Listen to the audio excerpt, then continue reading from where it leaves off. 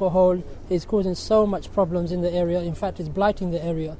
It causes crime, it causes people misbehaving and drunken and disorderly behaviour. I mean, I think it's simple. If you don't like it in the UK, you know what to do.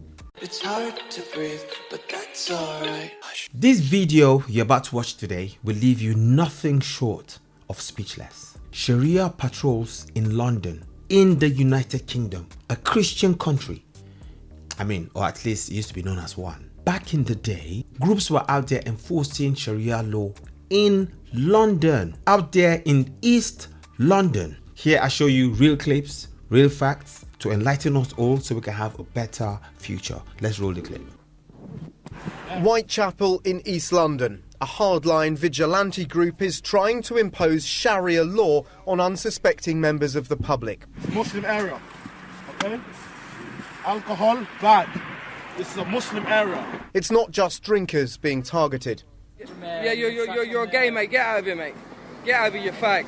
And women wearing skirts above the knee are also being harassed. Cannot dress like that in Muslim area. Only a handful of men are involved in the self-styled patrols. 5 have been arrested on suspicion of harassment, but we joined others who haven't been picked up by the police. These men claim they're simply tackling drunken behaviour where alcohol's already banned from the streets, but they do share many of the same hardline beliefs as those arrested. This actually happened in London. Like, this is mad, guys. And it's on the CNN as well. This is what happens when assimilation fails. Alcohol is causing so much problems in the area. In fact, it's blighting the area. It causes crime, it causes people misbehaving and drunken and disorderly behaviour. Would you condemn then the more intimidating patrols where they seem to be trying to impose Sharia law in a part of London?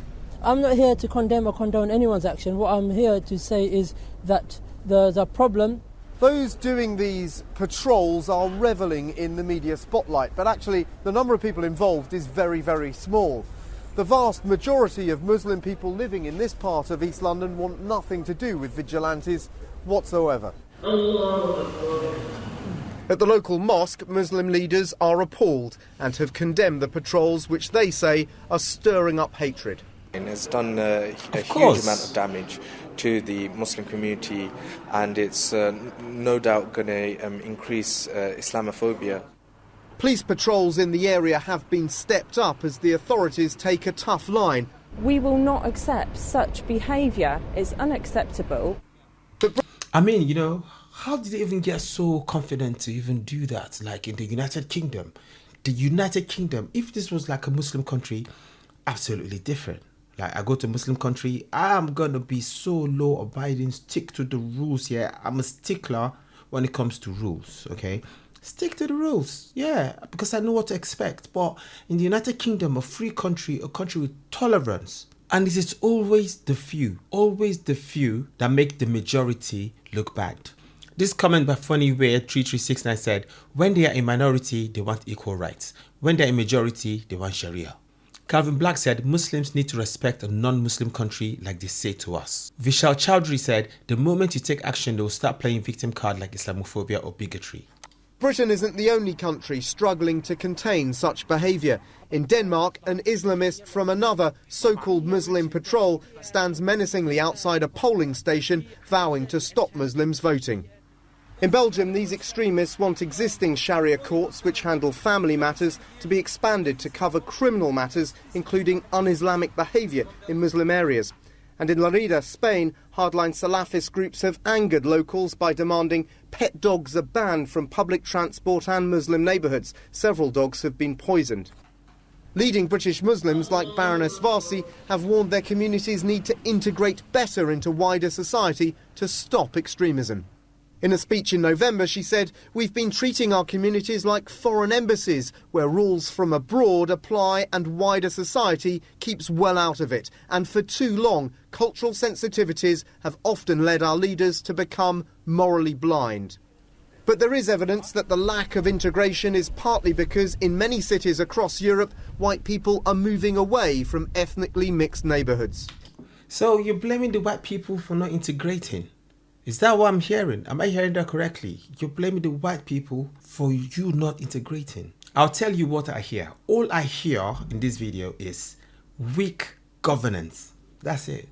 Just weak governance. Go to a Muslim country and try to get a Christian area or a Sikh area or a Hindu area and try to enforce your Christian laws or your Hindu laws or your...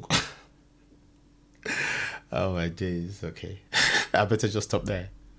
Even without many whites consciously fleeing, you can get a change that's quite dramatic in the character of an area. So here in London, between 2001 and 2011, an area like Barking and Dagenham, a third of the white British population has left. Muslim Patrol, move away from the mosque. Enormous demographic changes resulting in profound challenges like the so-called Muslim patrols, which the communities themselves are now trying to tackle. Dan Rivers, CNN, London. Well, I mean, this is the first time I'm hearing Muslim communities coming out to condemn a thing, okay? Which I believe is a good thing, because in a free country, you don't force people to do anything. In the UK, no one forces anyone to be Christian. Anyway, this was a thing of the past, but I still find it hard to believe that it actually happened in the United Kingdom. As you can see, it wasn't just the United Kingdom, in many countries in Europe as well, like Belgium, Spain. I'm surprised France was not even mentioned. All of this problem boils down to one thing, the problem of assimilation. All right, the problem of assimilation. What happened to integrating to a community? What happened to traveling to a place and seeking to be like them? And if you can be like them because your ways are different, because you're like water and oil, you can't force water and oil to mix. The only way is either there's too much oil and then you get the water out, or there's too much water and you get the oil out. But water and oil never mix. Maybe in a cooking pot, you might try it. But then, even when it comes to ingredients in a food, there's always the main dish. It could be a rice dish, then there should be more rice, then some oil here, some salt, maybe some spice if you like spice, then maybe some meat on the side, some veggies on the side, okay, to complement the main dish itself. Okay, so that as a whole can be a proper dish. But not when there's too much salt or there's too much oil or too much water. The main dish should be the main and everything else complements it. That's how it is when you travel to a country. You complement that country. And when the people of that country travel to your country, they should complement your country, but not try to make your country their own or try to be the main. Again, I'll say the main problem we have is the problem of assimilation and integration. And whose fault is it? I blame the government.